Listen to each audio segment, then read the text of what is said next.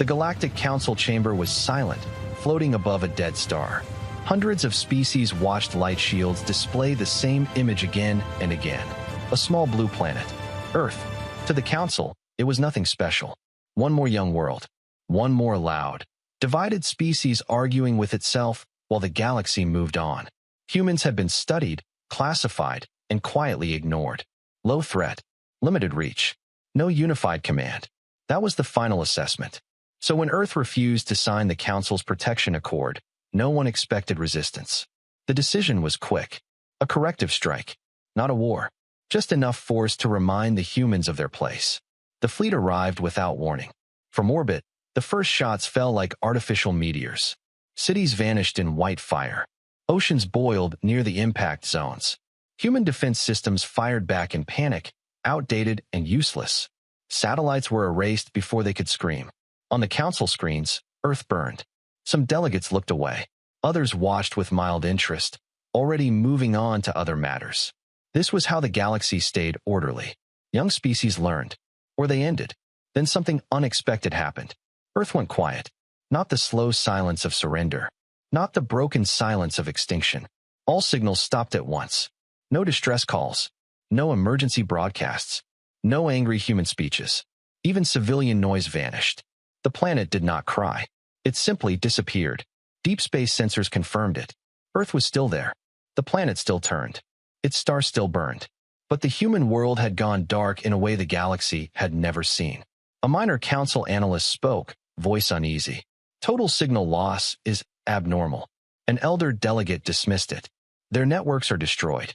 Nothing more. But minutes passed. Then hours. Still nothing. No escape ships.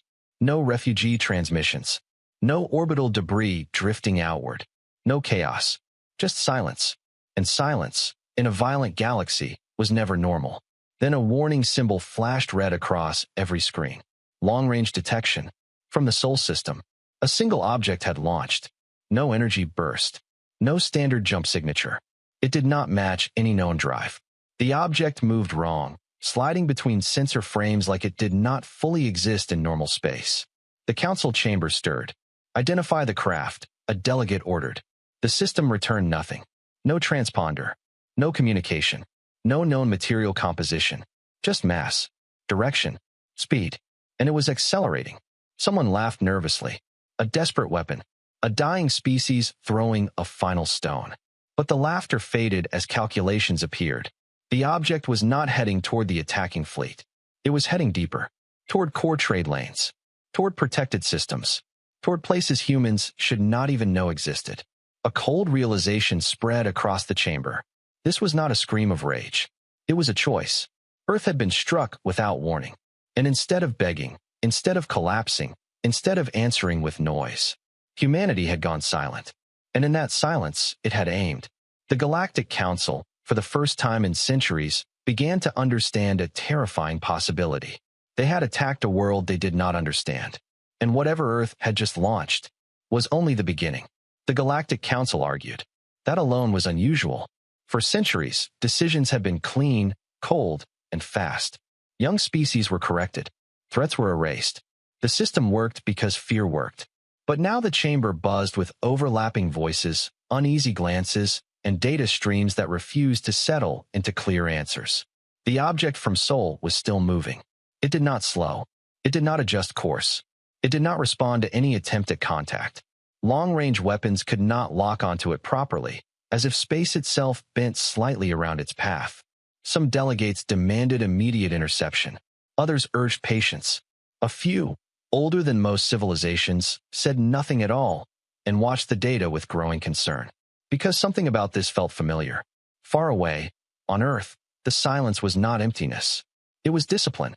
Deep beneath shattered cities and radioactive skies, lights burned on for the first time in decades. Hidden facilities, denied, ridiculed, and officially defunded, came alive. Old access codes still worked. Old machines still waited. Humanity had always planned for the worst. Not because it believed the galaxy was cruel, but because humans had learned cruelty from themselves. When the first orbital strikes fell, emergency protocols triggered automatically. Not government orders. Not speeches. Systems built to function even if no leaders remained. And many leaders did not. Yet the machines did not ask who was in charge. They only asked one question. Is the species still alive? The answer was yes. So the next phase began. Across continents, sealed vaults opened. Not with fanfare, not with alarms, but with quiet efficiency. Inside were weapons that did not look impressive. No glowing alien alloys. No elegant curves. Just human engineering. Heavy, ugly, reliable. Engineers who had never met each other before were suddenly working from identical instructions, pulled from isolated servers that had never touched an external network. Scientists who had argued for years stopped debating and followed the same plan. Humanity did not unite through hope. It united through memory. Every war, every genocide, every extinction humans had studied in their own history was suddenly relevant. The lesson was simple and burned deep into their collective instinct. If someone strikes first, they will strike again. So Earth did not prepare to defend itself. Earth prepared to end the threat. Above the planet, something even stranger was happening. Debris from destroyed satellites began to shift. Broken fragments changed course, slowly gathering into patterns that made no sense to alien observers. To humans, they were obvious. Raw material. Factories unfolded in orbit, silent, modular, assembled from pieces that had been waiting for decades. They did not broadcast construction signatures. They did not use standard power emissions. They were designed to be invisible. The Council's sensors, tuned to detect alien technology, kept missing them. Humanity had built its systems based on human limitations, not galactic expectations. On Earth's surface, the cost was already unbearable. Entire regions were dead. The sky was scarred. Billions were gone. But the survivors did not waste time counting the dead. They had already done that in simulations. In one underground chamber, a group of human officers watched the same feed the Council was watching, delayed, fragmented, stolen through backdoor observation systems planted years ago. The alien chambers. The alien fear. One officer spoke quietly. They're confused. Another nodded. They thought we'd panic. A third, older than the rest, stared at the image of the object racing through space. They forgot something. What? Someone asked. That we've always known we were weak, the officer said. That's why we planned. The object moving through space was not a ship. It carried no crew. No AI that could be interrogated. It was a delivery system for something much worse. Not a bomb. A message written in physics. As it crossed into its first protected zone, alien defense platforms activated. Energy lances fired, precise and overwhelming. They passed through empty space. The object was no longer where it should have been. It reappeared seconds later, inside the defensive perimeter, shedding layers that unfolded into smaller units. Each one adjusted its trajectory independently, reacting faster than any known combat AI. Alien systems struggled to track them. Targeting computers lagged. Predictive models failed. Then the units detonated. Not with explosions. With absence. Entire sections of space went dark, as if mass and energy had been erased for a heartbeat of time. Ships caught in the effect did not burn or break. They simply stopped existing. The effect lasted less than a second. But it was enough. When the darkness faded, fleets were gone. Trade lanes collapsed. Shockwaves rippled through local space-time, disrupting navigation for light years. And still, no human message followed. The Council chamber fell into real silence now. This was not brute force. This was understanding. Back on Earth, more launches followed. Not hundreds. Not thousands.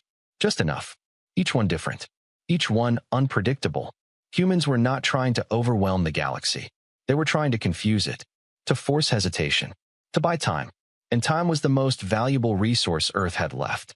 In a sealed facility far below ground, a final project came online.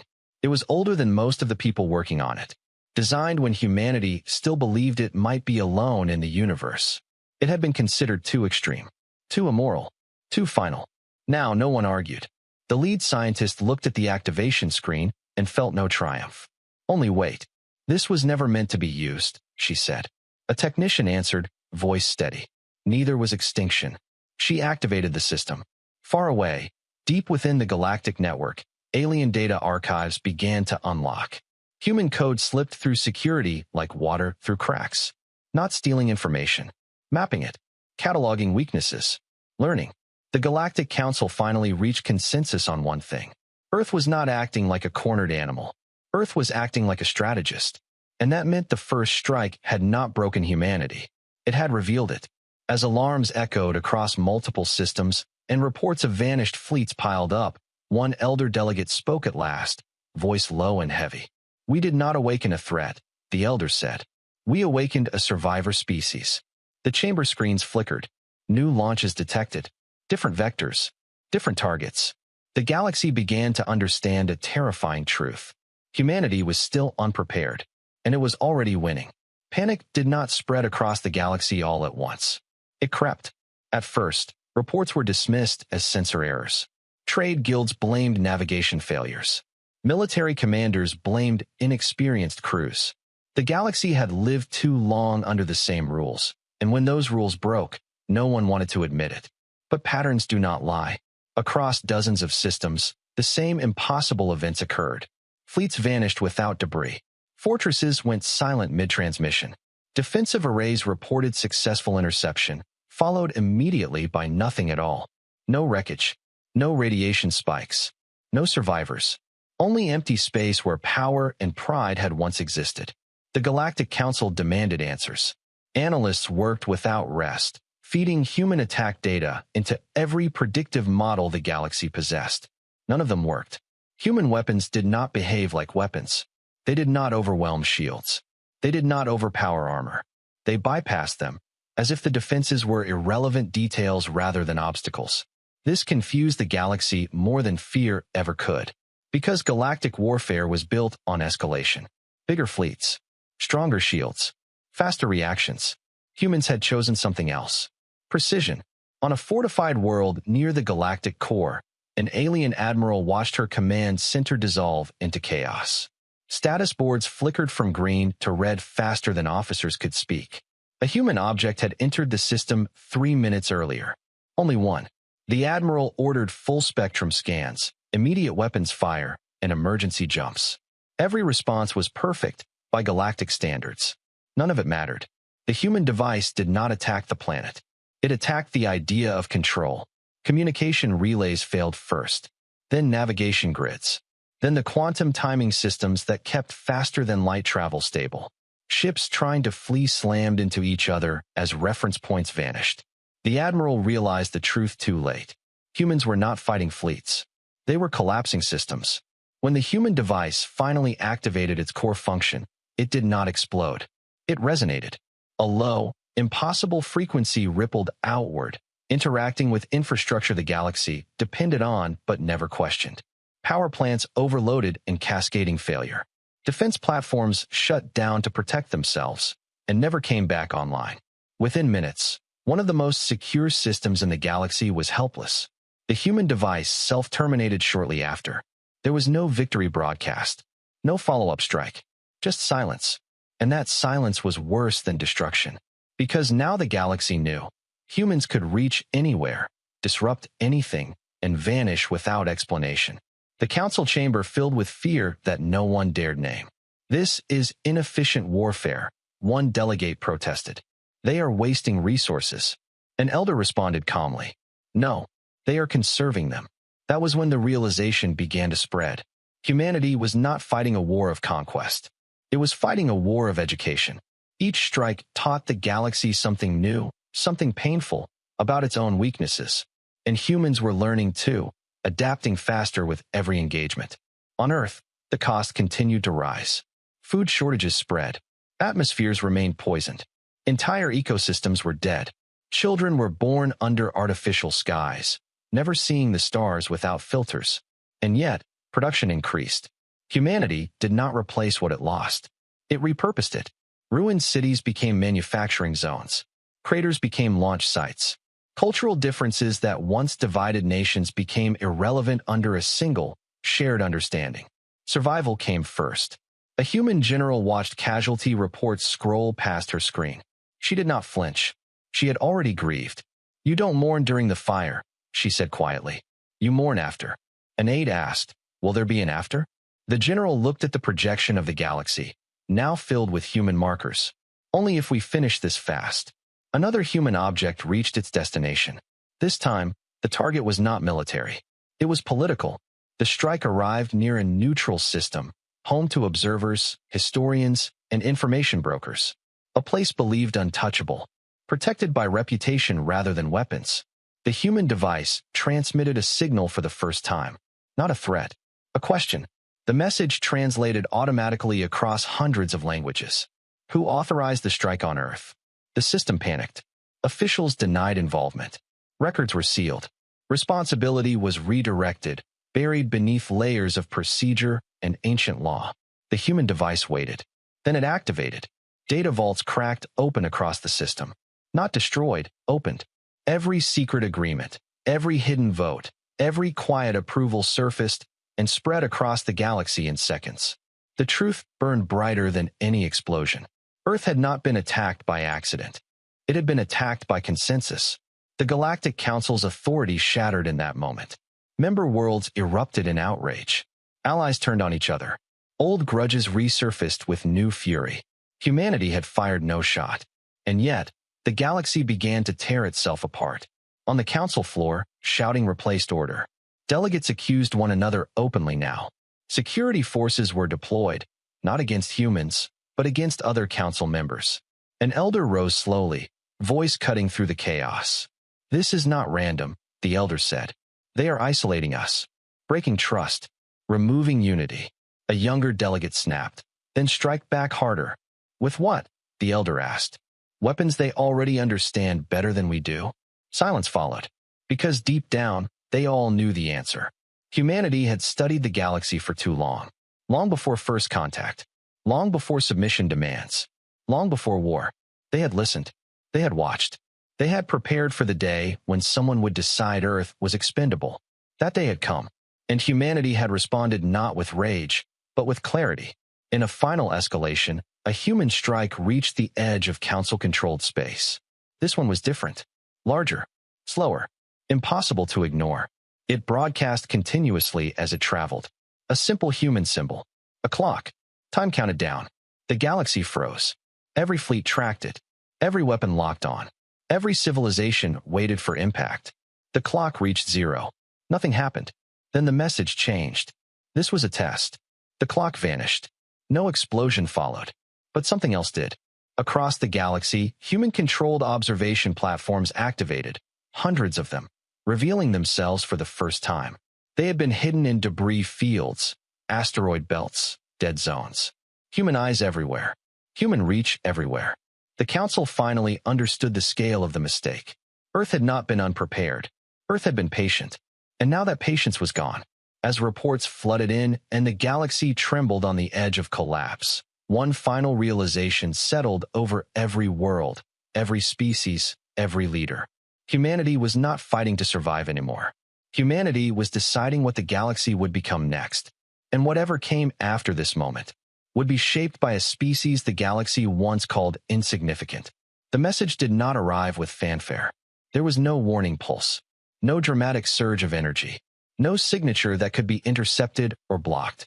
It simply appeared, simultaneously, inside every major communication network across known space. Military channels, civilian feeds, government archives, even isolated systems that had not connected to the galactic net in centuries. One moment, the galaxy was arguing, panicking, mobilizing. The next, it was listening. The message did not use council protocols. It did not request translation priority. It did not identify itself as a formal declaration. It assumed attention. The visual feed was simple. No banners, no flags, no symbols of dominance. Just a human woman, standing in a dim room. The background was rough metal and exposed cables. The lighting was uneven. She looked tired. Older than her recorded age. Her eyes carried weight that no translation system needed to explain. When she spoke, her voice was calm. Not angry. Not proud. Controlled. This message is from Earth. Across the galaxy, billions froze. This is not a declaration of war. The woman continued. You already made that choice. Council chambers erupted in shouts, but the message overrode all local controls. No one could mute it. No one could interrupt it. You classified humanity as weak, she said. You believed we were divided, emotional, inefficient. You believed we would break. Images began to appear beside her. Human cities before the strike. After. Children under rubble. Hospitals burning. The images were not graphic, but they were honest. You were correct about one thing, she said. We were unprepared. The word echoed. Preparedness was sacred in galactic doctrine. Every major power planned centuries ahead. That a species could admit unpreparedness and still fight back felt wrong. The woman did not raise her voice. We did not know when you would come, she said. We did not know who would decide. We did not know what rules you followed. Her gaze hardened slightly. So we built systems that did not depend on rules. The images changed. Not to weapons, but to infrastructure. Hidden factories. Autonomous logistics chains. Old human research projects labeled impractical, too extreme, ethically questionable. You attacked our planet without warning, she continued. You killed billions. You expected fear. There was a pause. A deliberate one. We chose memory. Across alien worlds, historians and analysts began to understand. Humanity's response was not shaped by the strike itself, but by everything that had come before it. Every extinction humanity had studied. Every empire that had fallen. Every moment when weakness had been punished. We remember what happens to species that beg, the woman said. We remember what happens to species that trust mercy. More images appeared. Not human this time. Ancient alien civilizations, long extinct. Archival footage pulled from sealed records. Proof of quiet exterminations hidden behind bureaucratic language. Gasps echoed across countless chambers. The council had erased these histories. Humanity had uncovered them. You believed silence meant defeat, the woman said. For humans, silence means focus. Somewhere deep in council space, a general whispered, "This is psychological warfare." An elder answered, "No, this is explanation." The woman took a breath. "What you are seeing now is not our full strength," she said. "It is what we built while dying." That sentence landed harder than any strike. Every system we used was designed under constraint, she continued. Limited time, limited resources, limited lives. The feed shifted again. Human engineers working in radiation suits. Launch crews knowing they would not return. Volunteers signing final acknowledgments without ceremony. "We accepted losses you would not," the woman said. "Not because we value life less, but because we know what extinction costs." On dozens of worlds, alien military planners felt something unfamiliar tighten in their chests. Fear, not of destruction, but of resolve. "We are not here to conquer," the woman said. "We are here to stop this." She gestured, and the galactic map appeared. Red zones marked council-authorized strike paths. Blue markers showed human intercepts. Yellow lines represented potential escalation routes. "You built a system where power decides worth," she said. "Where fear maintains order." Her eyes met the camera directly. "That system ends now." The council tried again to cut the feed. It failed. "You have 3 options," the woman said. "Listen carefully." The first option appeared as text across the map. Option 1, escalate. Humanity would respond proportionally, by its own definition. Council military infrastructure would continue to fail. Political systems would fracture. Trade would collapse. "Your galaxy will survive," she said, "but it will not be stable." The second option appeared. Option 2, withdraw. Immediate cessation of hostile action against Earth. Recognition of human sovereignty. Open investigation into Council strike authority. "This option minimizes loss," she said, "but it requires accountability." Many council members shifted uncomfortably. Then the third option appeared. Option 3, ignore this message. The map changed. New markers appeared, thousands of them. Human platforms. Sleeper systems. Observation nodes embedded across the galaxy. "We placed these long before today," the woman said. "Not to threaten, to understand." Her voice lowered slightly. "They are already active." The implication was clear. Humanity did not need permission anymore. "We will not issue another warning," she said. "We will not negotiate under fire." She straightened. "You attacked us while we were unprepared." A final pause. "Do not make the mistake of seeing what we look like when we are ready." The feed ended. No dramatic cutoff. No static. Just silence. Across the galaxy, no one spoke for a long time. Then reports began flooding in. Council-aligned fleets halted mid-mobilization. Border worlds declared neutrality. Several member species formally withdrew from Council authority within hours. The power structure that had dominated the galaxy for millennia began to crack. On Earth, the woman stepped away from the camera. Her hands trembled now that it was over. An aide approached. "Do you think they'll listen?" She looked at the damaged world beyond the reinforced walls. "They don't have to," she said. "They just have to hesitate." Elsewhere, in the deepest council chamber, the eldest delegate closed its eyes. "We misjudged them," it said softly. "They are not reacting." Another delegate asked, "Then what are they doing?" The elder opened its eyes. "They are setting terms." Outside council space, human systems adjusted trajectories. New projects came online. Contingency plans layered over contingency plans. Humanity had spoken once, and the galaxy now understood the most dangerous truth of all. The species it tried to erase was no longer asking to survive. It was deciding how much of the old galaxy deserved to. The galaxy slowed. That was the first sign something had changed. Trade lanes emptied. Fleets held position instead of advancing. Messages were drafted, erased, rewritten, then never sent. For the first time in recorded history, the Galactic Council did not know what to do next. Humanity's message had not threatened annihilation. It had threatened exposure. And exposure terrified empires more than weapons ever could. But while the galaxy hesitated, Earth bled. The silence that humans projected outward did not mean peace at home. The planet was still broken. Atmospheres remained poisoned in entire regions. Oceans carried scars that would last centuries. Entire cities were nothing but names and databases now. Every human knew someone who was gone. Most knew many. In underground shelters, people worked through exhaustion that bordered on madness. There were no victory celebrations. No speeches about destiny. Just quiet movement, clipped orders, and eyes that no longer expected rest. Humanity's greatest weapon was not technology. It was acceptance. Acceptance that this would hurt. Acceptance that it would not be fair. Acceptance that survival did not guarantee comfort. In one buried command center, a group of analysts reviewed live data from across the galaxy. Human platforms continued to report, feed by feed, mapping reactions in real time. "They're pulling back," one analyst said, "but not standing down." A commander nodded. "They're waiting for us to blink." "We won't," another replied flatly. The commander didn't answer right away.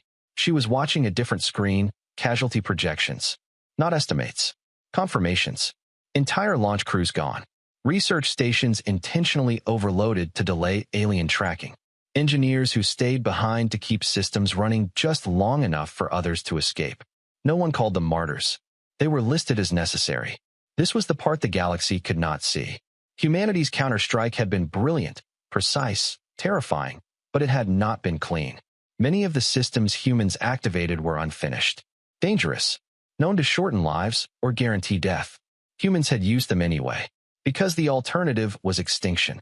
In one such facility, far beneath what used to be a coastal city, a reactor crew prepared for final activation. The system would power a long-range deployment node, one of the last needed to complete Earth's containment net around Council space. The engineers knew the truth. Once activated, the radiation surge would make evacuation impossible. A young technician hesitated at the door. "No one will blame you," the lead engineer said quietly. "We can find someone else."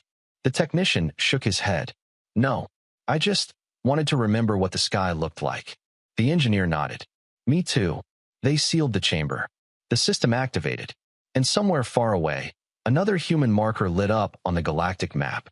Across Council space, intelligence agencies began to notice something disturbing. Human activity was slowing. Not retreating, completing. Launch frequencies dropped. New platforms stopped appearing. Cyber incursions stabilized into steady observation rather than expansion. It looked like an ending that frightened the Council more than escalation ever had. An emergency session was called, this time behind sealed layers of security. No observers. No historians. Just power. "They are consolidating," a military advisor said. "They're locking in positions." A political delegate snapped, "Or they're exhausted." An elder spoke, voice calm and old. "No, they are paying something." The room stilled. "Species that fight like humans do not slow because they are tired," the elder continued. "They slow because they have reached the edge of what they can afford." Silence followed. "What edge?" someone asked. The elder looked at the projection of Earth, still burning in places, still wounded. "The edge where survival costs more lives than surrender," it said. Fear shifted in the room, changing shape. If humanity had reached that edge and still refused to surrender, then there was nothing the galaxy could threaten them with anymore. On Earth, the human leadership faced a truth they had delayed as long as possible. They were running out of people. Not soldiers. People. The industrial push had consumed entire generations in weeks. Medical systems were stretched beyond design limits. Some regions were operating with survival projections measured in months, not years. A council of human leaders convened, not politicians, not generals, but representatives of essential systems. Agriculture, medicine, infrastructure, education. The question was simple. How much further do we go? There was no argument, only calculation. If humanity pushed one more escalation, council power would fracture completely. The old galactic order would fall apart. But Earth might not survive long enough to see what came after. If humanity stopped now, Earth could stabilize, recover, heal. But the galaxy would remember fear, and fear always returned as violence. A quiet voice spoke, a woman who had lost 3 children in the initial strike. If we stop, she said, they will wait. And then they will try again. On our children, or someone else's. No one contradicted her. Humanity had never been good at trusting systems built by others. That had saved them. The decision was made. One final phase. Not an attack. A revelation. Across the galaxy, human observation platforms shifted behavior. They stopped hiding. Signals became visible, clearly artificial, clearly human. At the same time, millions of data packets were released. Historical records, council votes, suppressed extinction reports, proof of punishment strikes hidden behind neutral language. The galaxy reeled.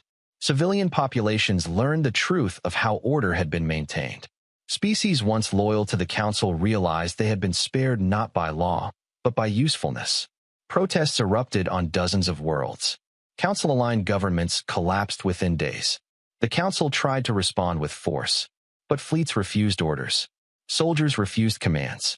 Because humanity had done something the galaxy had not seen in millennia.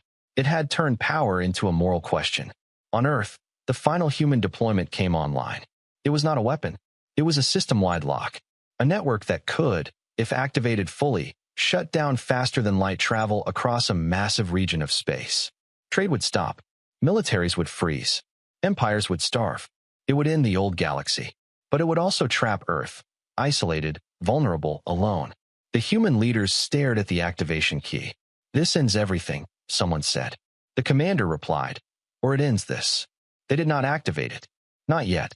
Instead, they sent one final internal message, never broadcast, never shared. To every human system, every surviving city, every shelter. We have done enough to be heard. We will not do enough to become monsters. The galaxy felt the shift. Human systems powered down to standby. Observation continued, but strikes ceased. The council, broken and exposed, struggled to respond. An elder delegate finally spoke to the empty chamber. They showed us their strength, it said. Then they showed us their restraint. Another delegate whispered, why stop now? The elder's voice was heavy. Because they have paid more than we ever would. Far from council space, on a damaged Earth orbiting a quiet star, humanity began the slow work of survival. No celebrations. No relief. Only the understanding that they had crossed a line and chosen not to erase what lay beyond it. The galaxy had underestimated human power, but now it began to understand something far more dangerous. Humanity knew exactly how far it could go, and it had chosen, deliberately, to stop one step before the end. The Galactic Council believed it still had one advantage left. Time. Humanity had paused. No new strikes. No system collapses. No sudden revelations. The observation platforms remained, watching silently, but the weapons were quiet. To the Council, this looked like exhaustion, like restraint forced by weakness. They were wrong about why humanity had stopped, but that misunderstanding would cost the galaxy dearly. Within the deepest layers of Council territory, beyond public chambers and ceremonial halls, a smaller meeting took place. No recordings, no observers, no formal titles spoken aloud. Only those who still believed in control. We cannot allow this precedent, one figure said, its voice distorted by a privacy field. If humanity survives this with authority intact, the council becomes optional. Another replied, They have already broken us politically. Then we end them strategically. The plan was old, ancient, even by galactic standards. A contingency reserved for species deemed structurally incompatible with long-term order. Total erasure. Not a fleet attack. Not a visible invasion. A system kill. The Council still possessed weapons humanity had not yet seen. Not because humans were incapable of understanding them, but because they were forbidden, sealed away after past disasters. Weapons designed to destabilize stars. Quietly, slowly, irreversibly. If Sol Star died, Earth would follow. No battle, no counterstrike, just an unfortunate cosmic event. The galaxy would mourn briefly, then move on. Orders were issued under layers of authority so deep that even many council members would never know. Autonomous constructs, ancient, patient, began moving through subspace towards Sol. No warning, no signal. Perfect. Except for one thing. Humanity had expected betrayal. Not because humans were paranoid, but because history had taught them something the galaxy refused to learn. Power never forgives embarrassment. On Earth, a human observation node registered the anomaly almost immediately. A subtle gravitational irregularity. Barely noticeable. Easy to dismiss. The system flagged it anyway. Because humans did not dismiss anomalies. Within minutes, data flowed through Earth's remaining networks. Not alarms, questions. Why now? Why this vector? Why hidden? The answer formed quickly. They're going for the star, an astrophysicist said softly. The room went still. That crossed the last line. Until now, humanity had held back its most extreme responses. They had exposed lies, broken systems, forced hesitation. This was different. This was extinction. The human leadership reconvened. The same group that had debated whether to go further now faced a simpler question. Do they survive? There was no debate this time. The commander spoke first. If we let this happen, there is no recovery. A scientist nodded. No future. No rebuilding. Someone asked the question no one wanted to voice. What does stopping it cost? The answer was already on the screen. Everything.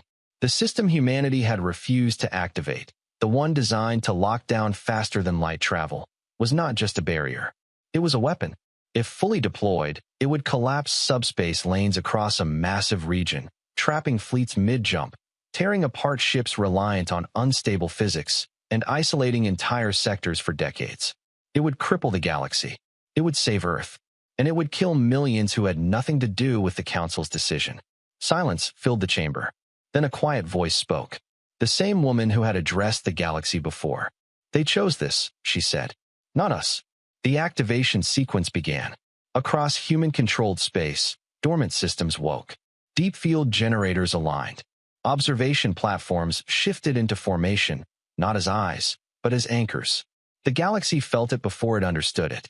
Faster than light, travel stuttered. Then failed. Ships vanished mid-transit. Others reappeared broken, scattered across real space. Trade lanes collapsed instantly. Military formations dissolved into chaos. Panic spread faster than any message could. In council space, alarms screamed as ancient constructs lost navigation and tore themselves apart under conflicting physics. The Starkill devices never reached Sol. They never reached anything. The subspace around them folded, twisted, and snapped back like a broken spring. They ceased to exist. The Council's final weapon died without ceremony. And with it, the last illusion of control. On Earth, the sky burned brighter for a moment as gravitational feedback rippled through the system. The planet shook. Infrastructure failed in dozens of regions. Millions lost power. But the star still burned. Earth still lived. Across the galaxy, the consequences were immediate and brutal. Empires dependent on constant trade began to starve within days. Border wars erupted as isolated fleets fought over dwindling resources. Entire species found themselves cut off from allies, medicine, or evacuation routes. Humanity had not targeted them, but humanity had reshaped the battlefield. The Council attempted to broadcast an emergency address. It never reached most worlds. What it spread was something else. Understanding. Humanity had not overpowered the galaxy. It had removed the rules the galaxy relied on. And now everyone was vulnerable. On a Council-aligned core world, civilians watched the stars and realized no ships were coming. No aid. No authority. Just distance. Fear turned inward. Revolutions ignited. The council chambers were abandoned within hours. Delegates fled, or were seized by their own populations. The structure that had ruled the galaxy for ages collapsed not with fire, but with silence. Humanity did not celebrate. On Earth, emergency crews struggled to stabilize systems damaged by the activation. The planet was exhausted. Its people were exhausted. The lock could not stay active forever. It was burning out components faster than they could be replaced. Human leaders knew this. They had bought time. Nothing more. A message was prepared, not broadcast everywhere, only to worlds capable of receiving it. It was short. The Council chose extinction. We chose interruption. This lock will end. What you build after is up to you. Some worlds responded with anger, others with gratitude, many with fear. But one response came from an unexpected place. A coalition of mid-tier species, those once labeled expendable, sent a single transmission. Teach us. On Earth, the commander read the message twice. They want guidance, an aide said. Alliance.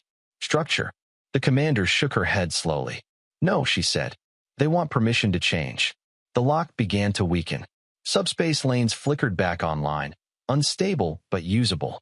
The galaxy breathed again, scarred, shaken, altered. Humanity did not pursue fleeing council remnants. It did not claim territory.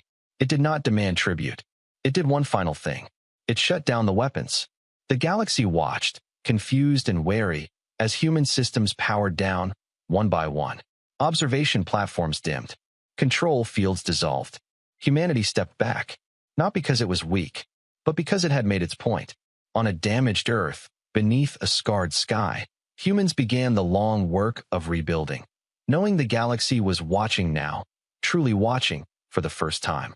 Far away, on a ruined council world, an elder sat alone, staring at the stars. We thought they were reckless, it whispered, but they understood restraint better than we ever did. The elder closed its eyes. We tried to erase them, it said, and instead, they erased our certainty. The galaxy would never return to what it had been. Not after a species, once forgotten, had proven something terrifying and profound. Humanity did not need to rule the stars. It only needed to remind them that extinction was not a game they could afford to play. The galaxy did not heal. It adapted.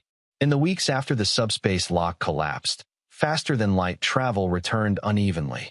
Some routes reopened quickly. Others remained unstable, fractured by lingering distortions.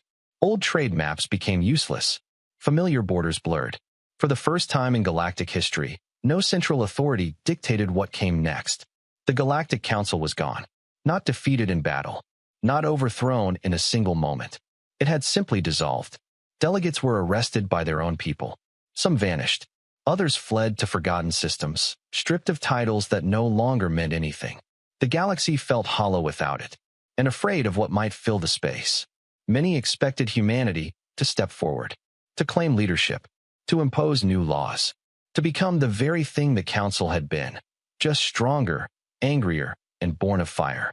Humanity did none of that. Earth stayed quiet. No grand announcements followed the lock's release. No fleets moved to stabilize regions. No human representatives arrived to offer protection in exchange for loyalty. The observation platforms remained, but they no longer hid, and they no longer interfered. They watched. That choice unsettled the galaxy more than domination ever could. On dozens of worlds, emergency assemblies formed. Species that had once relied on council enforcement now faced old enemies without a referee. Some turned inward, building defenses. Others reached outward, searching for allies. Again and again, the same question arose. What does humanity want? The answer was unclear, even to humans.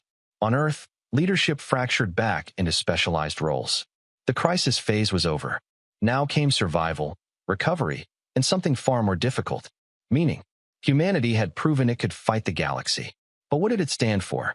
A summit was held, not broadcast, not ceremonial. Representatives from Earth's remaining major population centers gathered in a reinforced facility overlooking a ruined coastline. The sea was slowly reclaiming land poisoned by orbital strikes. Waves broke against twisted metal and broken towers. A reminder. We can't pretend this didn't change us, a medical director said. We lost too much. A logistics coordinator replied, and we learned too much.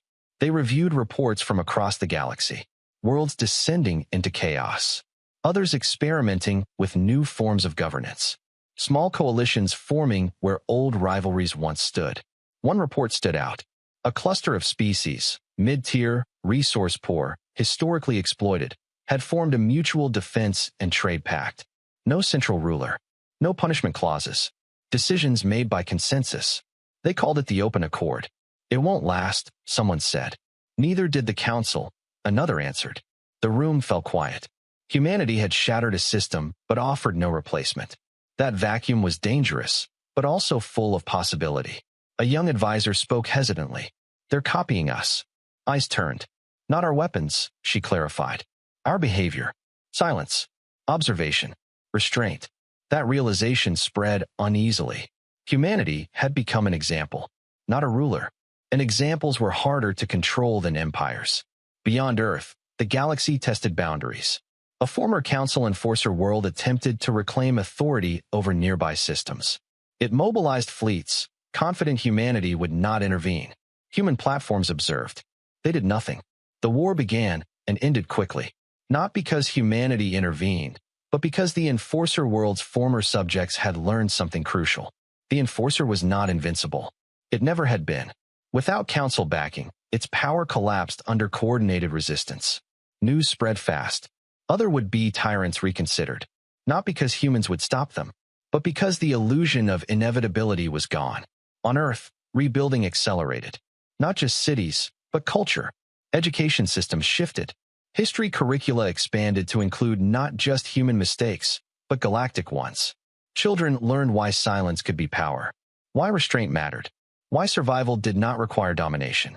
But they also learned something darker, that humanity had come within a single decision of ending the galaxy as it was. That knowledge did not fade. It settled deep. In the months that followed, alien envoys began to arrive. Not fleets, not conquerors, delegations.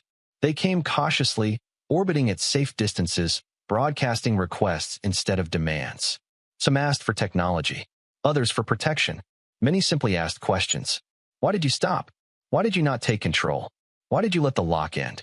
Humanity answered selectively, sometimes with words, often with silence. A turning point came when a small alien delegation requested asylum on Earth. Their home system had collapsed after losing council support. Civil war had followed. They had nowhere else to go. The decision weighed heavily. Taking them in meant involvement, responsibility, risk.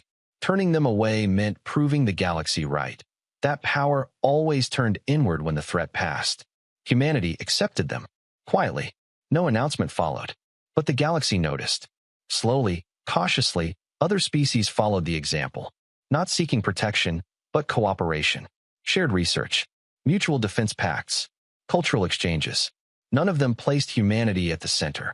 And humanity did not ask to be. Years passed. The galaxy stabilized, not into a single order, but many smaller ones. Regional alliances rose and fell. Some failed. Some endured. Conflict did not vanish. But extermination strikes became rare. Too rare. Because every species remembered Earth. Remembered how quickly the rules could break. Remembered what happened when a minor world refused to die quietly.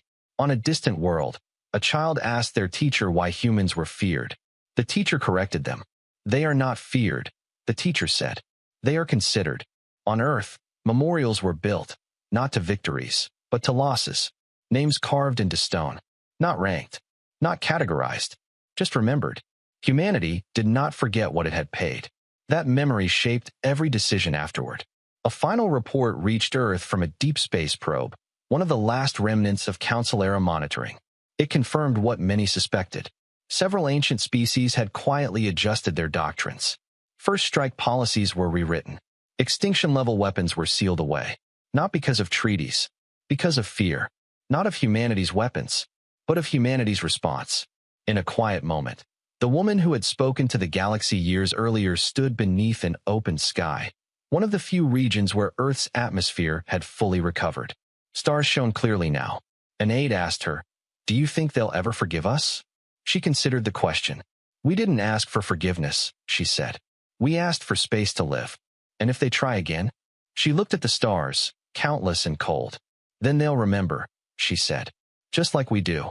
The galaxy moved forward, not united, not peaceful, but awake. Humanity faded from the center of attention, exactly as it intended. But its shadow remained. A reminder written not in law, not in fleets, not in monuments, but in hesitation. In every leader who paused before ordering a strike. In every general who asked one more question. In every civilization that looked at a smaller, weaker neighbor and chose not to test them. Humanity had not become the galaxy's ruler. It had become its cautionary tale. And for the first time in a very long history of stars and silence. That was enough. History did not record the war as a war. That was the first lie humanity noticed. Across newly rebuilt galactic archives, the conflict was labeled the sole disruption. In some regions, it was softened further, the human incident. In others, it was quietly minimized into footnotes about infrastructure failure and political realignment. The galaxy was trying to forget, not because it did not remember what happened, but because remembering forced an uncomfortable truth. The old order had not fallen to a greater empire. It had fallen to a species that was supposed to break. Humanity understood this instinct well. Humans had rewritten their own histories many times, sanding down horrors into manageable lessons. But this time, they did not interfere. Let the galaxy forget, they decided. Fear remembered longer than stories. On Earth, decades passed. The scars never vanished completely. Some regions remained uninhabitable. Some species that sought refuge never returned home, choosing instead to build new lives alongside humans. Languages mixed. Cultures merged unevenly, sometimes painfully. Humanity did not become pure. It became layered. Children grew up knowing the sky could burn, that stars were not just distant lights, but places where decisions were made, decisions that could end worlds. They were taught science and history together, not to inspire conquest, to prevent carelessness. Beyond Earth, the galaxy continued its slow evolution. No single authority replaced the council. Instead, clusters of influence formed and dissolved like weather systems. Some regions prospered, others collapsed. But one pattern repeated everywhere. No one launched first strikes anymore. The weapons still existed. The technology had not vanished. But the will to use it had changed. Because every strategist, every leader, every war planner carried the same silent calculation. What if they respond like humans did? Humanity had introduced a new constant into galactic thinking. Not power, uncertainty. And uncertainty made reckless dominance impossible. There were, of course, those who tested the boundary. A rising militarist state, generations after the war, attempted to assert control over a chain of undeveloped systems. They assumed humanity was too distant, too fractured, too tired to care. Humanity did not intervene. Neither did anyone else. Instead, something unexpected happened. The threatened systems coordinated, shared information, used defensive doctrines learned indirectly from human behavior, not copied technology, but copied patience. The aggressor stalled. Resources drained. Internal dissent grew. Within 5 years, the expansion collapsed under its own weight. Observers noted the pattern. Humanity did not need to act anymore. Its past actions were enough. On Earth, a new generation reached adulthood, one that had never heard orbital alarms or lived under radiation shelters. To them, the war was history. Dangerous history, but still history. That worried the elders. Memory faded faster than scars. So humanity did something unusual. It archived everything. Not filtered, not edited. Raw data, casualty reports, recorded debates, failed plans, moments of fear, moments of doubt, even the near decision to end faster than light travel forever. Nothing was hidden. These archives were not broadcast. They were not forced on anyone. But they were open. Any species could request access. Some did. Most did not. Those who did never asked the same questions afterward. One such visitor was a scholar from a distant system, born long after the Council's fall. She spent years studying the human archives, piecing together the truth behind the myths. When she finally met a human historian, she asked the question that haunted her research. "Why didn't you finish it?" she asked. "You could have ruled everything." The historian was old, his hands unsteady. "We never wanted to rule," he said. "But you had the chance." He nodded. "That's why we didn't." She frowned. "That makes no sense." The historian smiled sadly. "It makes perfect sense if you know what it costs. He showed her a list, not of victories, of names. The number was incomprehensible. This, he said, was the price of being heard. The scholar was silent for a long time. Far from Earth, in a system once central to council power, a monument drifted in orbit. It was not built by humans. It was built by former council species. The monument was simple, a dark metal ring, unadorned. No symbols of empire. No flags. Just an inscription, translated into hundreds of languages. Here lies the certainty that power goes unchallenged. Visitors came quietly. No one stayed long. In time, humanity's role shifted again. Not as warriors, not as enforcers, but as a reference point. When disputes escalated too far, mediators would ask a single question. Is this worth becoming another Earth? The question ended many arguments. Not all, but enough. Humanity never claimed moral superiority. Humans knew better than anyone how fragile restraint was, how easily fear could turn into justification. That knowledge kept them cautious, sometimes too cautious. There were moments when humanity hesitated to act, afraid of becoming what it had once opposed. Critics arose, arguing that humanity hid behind restraint to avoid responsibility. Some of those critics were right, but humanity accepted that risk. Better inaction than extinction. One quiet night, the woman who had once spoken for Earth, now old, her hair white, stood again beneath the stars. An alien child walked beside her, one of the descendants of the first asylum seekers. "Did you save the galaxy?" the child asked. The woman thought carefully. "No," she said. "We scared it." The child considered that. "Isn't that bad?" "Sometimes," the woman replied. "But sometimes fear is the space between destruction and choice." The child looked up at the stars. "Will there be another war like that?" The woman did not answer right away. "Probably," she said finally. "Someday." The child's voice trembled. "What happens then?" The woman placed a hand on the child's shoulder. "Then whoever is forgotten," she said, "will decide whether the galaxy survives." That was the final lesson humanity left behind. Not a warning carved into law, not a threat backed by fleets, but a truth written into the behavior of stars and civilizations. Never assume the quiet species is weak. Never assume patience means surrender. Never assume survival instincts are simple. Humanity had been underestimated once. The galaxy paid the price. And long after the weapons powered down, long after the council faded into myth, long after Earth's skies healed, that lesson endured. Because somewhere, in every corner of the galaxy, leaders remembered the same impossible moment, when a small blue world, unprepared and bleeding, went silent. And in that silence, chose not to beg, but to endure.